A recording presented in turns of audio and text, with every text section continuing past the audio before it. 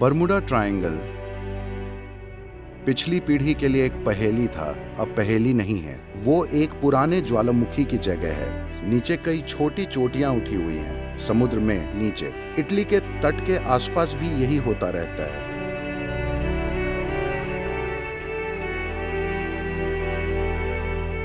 तो Bermuda triangle पिछली पीढ़ी के लिए एक पहेली था, अब पहेली नहीं है। इन दिनों कोई जहाज बर्मुडा ट्रायंगल में जाकर नहीं डूबता।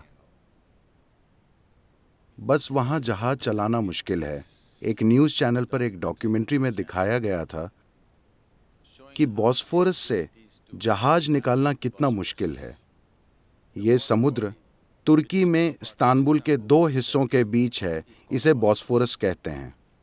वहां से जहाज लेकर जाना मुश्किल है। अब वहां 8 रेडार स्टेशन हैं जो आजकल जहाज़ों को निकलने में मदद करते हैं। पहले कई जहाज किसी न किसी चीज़ से टकराकर डूब जाते थे। अब 8 रेडार स्टेशन उनका मार्गदर्शन करते हैं, क्योंकि वो थोड़ा जटिल रास्ता है। वो सड़क पर किसी ऐसे मोड़ की तरह है जहां हर दूसरे दिन दुर्घटना होती है। लोग तुरंत कह देते हैं कि वहां कोई भूत है जो दुर्घटनाएं करवाता है, ताकि और भूत जमा हो जाएं। बेंगलुरु मैसूर रोड पर एक जगह है किंगेरी। हर महीने कम से कम 3 से 5 लोग इस मोड़ पर मरते थे। वो बस एक चढ़ाई वाली सड़क थी जिस पर एक नुकीला मोड़ था, नीचे एक रेलवे ट्रैक है, ऐसा एक घुमावदार मोड़, और वो इस तरफ जाता था। लोग रोज आकर इस पुलिया में टकरा जाते थे। खतरा दुर्घटना क्षेत्र के बोर्ड थे। उन्हें पढ़कर मानो लोग सोचते हों कि उन्हें दुर्घटना करनी चाहिए। मैं नहीं जानता कि कितने 100 लोग इस मोड़ पर मारे जा चुके हैं। वो मशहूर था।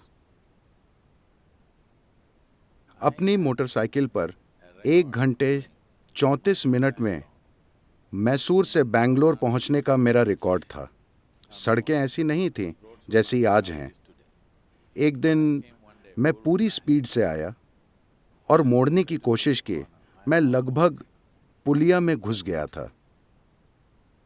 फिर मैं रुका, वापस जाकर गौर से देखा। साधारण चीज है, ये ऐसी चीज नहीं है जिसे देखना पड़े, मगर ये सड़क बहुत भ्रम में डालती है। यहाँ एक ऊंची चढ़ाई लगती है तो आप हमेशा जरूरत से ज्यादा एक्सीलेटर घुमा देते हैं, और जब सड़क ऐसे घूमती है, सड़कों को इस तरह बनाना चाहिए, मगर वो थोड़ी इस तरह बनी है। वो जबरदस्त धोखे में डालती है। मतलब ये ऐसी चीजें हैं जो आप आमतौर पर जानते हैं, कोई रॉकेट साइंस नहीं है। मगर ये सड़क कुछ ऐसी है, पीछे के पेड़, रेलवे ट्रैक, जैसे वो नीचे जाती है, और जैसा इसका किनारा है, ये सब मिलकर आंखों को धोखा देते हैं। उस दिन मैं लगभग चला गया था। फिर मैं उस सड़क पर आधे घंटे ऊपर नीचे घूमा, ये जानने के लिए कि आखिर मैं कंट्रोल से बाहर गया कैसे। और फिर मैंने पाया कि वहां ये चीजें हैं। आज वहां हाईवे है और उस मोड़ को हटाकर सीधा कर दिया गया है। अब किंगेरी में कोई नहीं मरता, भूत चले गए। तो इसी तरह बर्मुडा ट्रायंगल बस जहाजों के लिए एक मुश्किल जगह है, क्योंकि वो एक पुराने ज्वालामुखी की जगह है। नीचे कई छोटी चोटियां उठी हुई हैं, समुद्र में नीचे। ये पता करके जहाज चलाना चाहिए। इटली के तट के आसपास भी यही होता रहता है।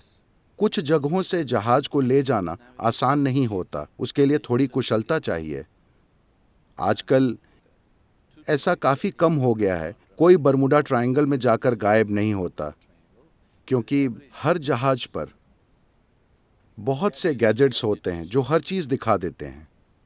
सोनार रीडर्स होते हैं, रेडार, रेडियो अल्टीमीटर, और कई चीजें होती हैं जो आपको लाखों चीजें दिखाती हैं। तो अब लोग नहीं टकराते। जब जहाज के कप्तान जहाजों को ऐसी स्थितियों में सिर्फ अपनी आंखों और इंद्रियों की काबिलियत से ले जाते थे, तो ऐसी घटनाओं की पूरी संभावना होती थी। तो लोग हमेशा कौतूहल ढूंढते हैं। ये कोई बुरी चीज़ नहीं है, क्योंकि ये लोग महत्वाकांक्षी हैं।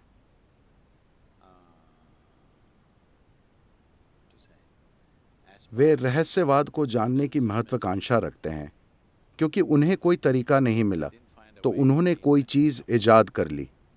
कुछ खोजने के बजाय उन्होंने कुछ ईजाद कर लिया। तो आप कोई चीज़ ईजाद मत कीजिए, महत्वपूर्ण चीज़ ये है कि आप कुछ खोजिए।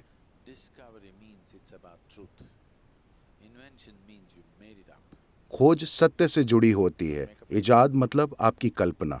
कोई कल्पना मत कीजिए।